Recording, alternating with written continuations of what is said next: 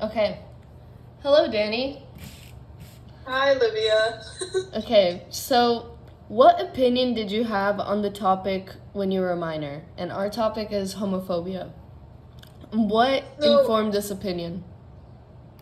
so growing up, our parents, or at least to me, never really talked about like gay people in general. Mm-hmm. And I don't know if it was a thing like we don't know how to come across and explain this to our kid, or it's like maybe she'll forget if we just don't explain it to She'll her. forget it Um, exists. but it's hard to do that when we're living in California.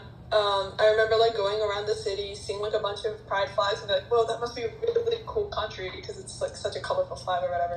But I started coming across the gay people before mom and dad could even tell me because I had access to the internet, and I used to watch a bunch of short stories about like gay people's lived experiences. So I've never really had a homophobic viewpoint.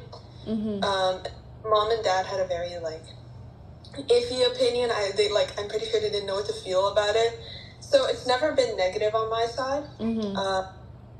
But every time I did hear about like homophobia and whatnot, I would feel like extremely upset, obviously, because I would hear all these stories about people's lived experiences, people getting kicked out, people getting shamed, and it just, in my opinion, I don't think anybody should ever go through something like that for being themselves. Yeah.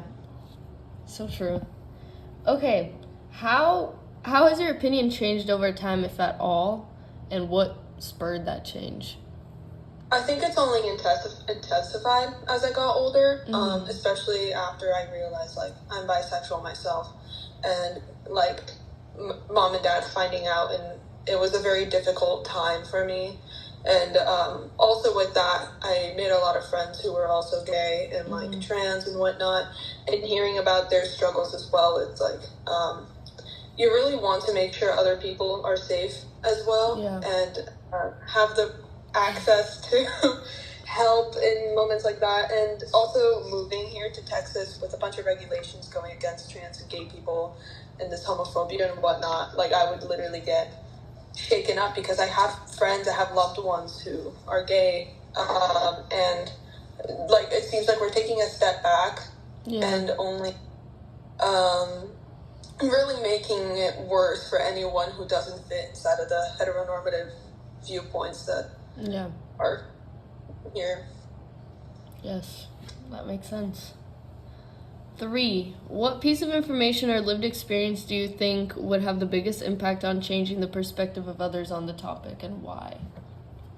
I think with a lot of people, usually if they form homophobic viewpoints, it's from family members or media that they consume. There's a lot of like podcasts going on, like Andrew Tate or whatever, Yeah. and a lot of young people, very impressionable people, are looking up to these toxic viewpoints because they believe that, oh, I'm going to become successful and a good person if I go against gay people, gay people, trans people, or Yeah. whatnot.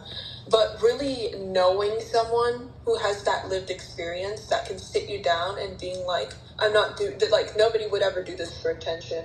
Like the things I've gone through isn't to get like attention from people, and I'm not doing it as a trend or whatnot. This is who I really am, and I just want the Mm-hmm. freedom to love who I really want to love because everyone is different. It's not an unnatural thing.